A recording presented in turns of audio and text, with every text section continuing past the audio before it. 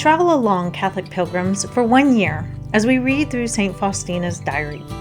Join me, Amy Thomas, each day for a short reading out of the diary which brought us a deeper understanding of Christ's divine mercy. Welcome, Catholic pilgrims. It's day 70 of our readings from St. Faustina's diary. 70 days already. Again, I want to thank you all for joining me along on this journey. Every day when you guys show up, that is a huge accomplishment. You don't know how many people give up on this kind of stuff and they are all excited to start and they fall by the wayside. So I want to encourage you. If you miss a day, if you miss several days, just pick right back up. It's so important. I am also doing the Father Michael Schmidt's Bible in a Year podcast, and I'm a few days behind because of my daughter's surgery and just life, but I keep with it, and I would ask you to do the same. Don't give up. And that's what we're going to be talking about today, is perseverance. So today we are reading from Notebook 1, Numbers 266 through 269. August 5th, 1933, the Feast of Our Lady of Mercy. Today I received a great and incomprehensible grace, a purely interior one for which I will be grateful to God throughout this life and in eternity. Jesus told me that I please him best by meditating on his sorrowful passion, and by such meditation much light falls upon my soul. He who wants to learn true humility should reflect upon the passion of Jesus. When I meditate upon the passion of Jesus, I get a clear understanding of many things I could not comprehend before. I want to resemble you, O Jesus, you crucified, tortured, and humiliated. Jesus, imprint upon my heart and soul your own humility. I love you, Jesus, to the point of madness, you who were crushed with suffering as described by the prophet, as if he could not see the human form in you because of your great suffering. It is in this condition, Jesus, that I love you to the point of madness. O eternal and infinite God, what has love done to you? October 11th, 1933, Thursday. I tried to make a holy hour, but it began with great difficulty. A certain yearning started to tear at my heart. My mind was dimmed so that I could not understand the simplest forms of prayer, and so passed by an hour of prayer, or rather a struggle. I resolved to pray for a second hour, but my inner sufferings increased. Great dryness and discouragement. I resolved to pray for a third hour.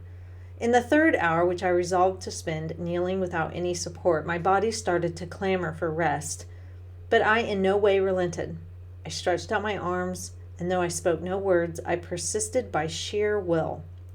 After a while, I took the ring off my finger and asked Jesus to look at the ring, that sign of our eternal union, and I offered Jesus the feelings I had on the day of perpetual vows.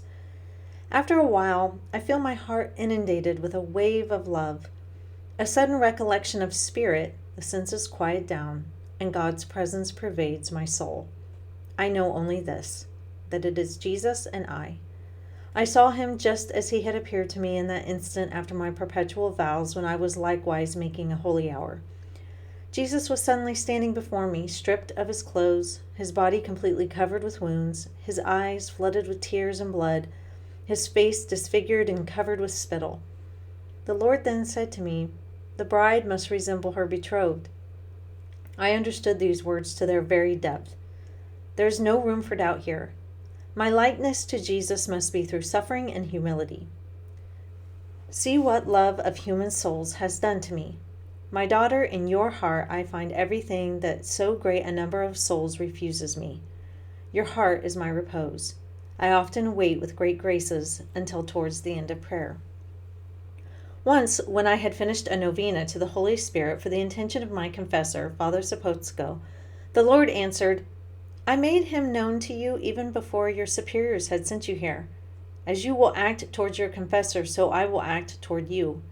If you conceal something from him, even though it be the least of my graces, I too will hide myself from you, and you will remain alone." And so I followed God's wish, and a deep peace filled my soul. Now I understand how the Lord defends confessors and how he protects them. So, like I said at the beginning, I am also doing the Father Michael Schmidt's Bible in a Year podcast. And we are trekking through, we've just finished Exodus not that long ago, and we're going through Numbers and Deuteronomy. And one of the things that is a big theme over and over again with the Israelites is their desire to want to go back to Egypt. God sets them free. They get out into the desert, and it doesn't take long for them to start squabbling and complaining and, bickering about everything. And then they just decide, you know what, this isn't working. We want to go back. We want to go back to slavery because it's easier than doing this. And Moses keeps, encouraging them on, and God keeps giving them miracles through manna and water, and he protects them and guides them. But still, all along the way, they just want to give up. They just want to give up. Years ago, when I was back in college, I was reading something in the Old Testament about the Israelites. And I said to my roommate, and they just don't get it, do they? They just constantly want to go back to Egypt and just give up. And they just don't trust God. And they're always, putting up new idols. And they're always just giving up on God. And she's like, Amy, we're no different. And I was like, oh, yeah, that's very true. But the reason I bring this up is because of Sister Faustina's prayer time that she writes about today. And she's sitting there and she goes in and she's got it in her head, I'm going to make a holy hour. And it starts out very difficult. And she can't even understand the simplest thing, and an hour passes and it is just a total struggle. So she's like, okay, I'm going to do another hour.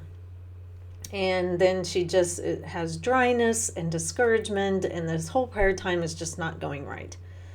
And then she resolves a third time, and she is kneeling without any support, and her body is getting exhausted, and she is not going to give up. She stretches out her arms. She's not even saying anything, but she is just persisting. And she even says, I persisted by sheer will. And then after a while, she receives graces and things start to get better. And she gets into the prayer like she was hoping to from the beginning. And so what I want to focus on is, in our faith life, we have to be persistent. There are days when we're going to not, have a good prayer time.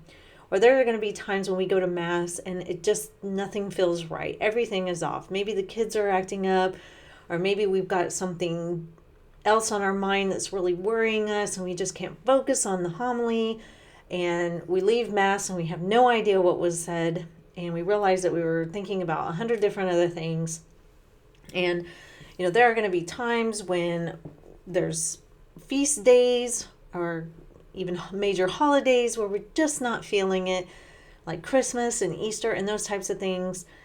And we see maybe other people around us just having like a stellar Lent or a stellar Easter season, or, they're at Mass and they're just, enraptured in what's going on. And maybe we're over in our pew just barely getting a couple words.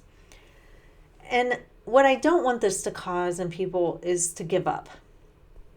With everything in our lives, we are going to have struggles in our marriages, in our careers, raising our children, being in school, going on to college if that's what we choose to do. There are times when we go to work and it's not that enjoyable and it's just a boring day. But we don't give up, we keep coming back. Or there are times in our marriage where you and your spouse are like two ships passing in the night and you barely see each other, and you're dealing with kids and you're juggling work and school and all these different things. And, maybe there's just kind of like a dryness and you feel very distant from one another.